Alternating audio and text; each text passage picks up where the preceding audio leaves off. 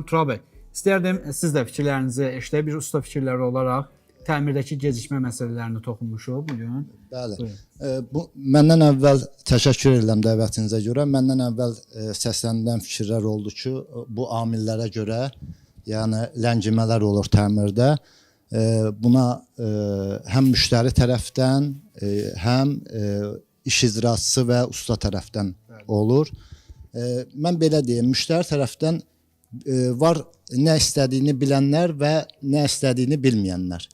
Ən problemli o nə istədiyini bilməyənlərdir. Məsəl üçün, mən öz sahəmdən deyim, bəzən divar kağızı seçimi günlərlə, həftələrlə, hətta aylarla belə çəkə bilir. Yəni, gedirlər o mağazin, bu mağazin, amma istədiyi bilmir nə istəyir. Bu amil də müştəri tərəfdən büdcə problemidir və yaxud özünün Nemət bəy dediyi kimi, əgər anlayışı yoxdursa, bu bir mütəxəssisə müraciət eləməlidir. Bəzən onu da etmək istəmir, yəni pul xərcləmək istəmir, istəyir ki, hər şeyi öz eləsin, amma öhdəsindən gələ bilmir və bu ləngimələrə gəlib çıxır.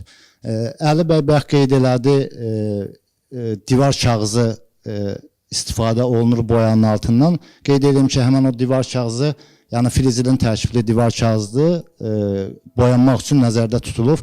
İstehsalçı deyir ki, 3 milliyə qədər çatların qarşısını ala bilir.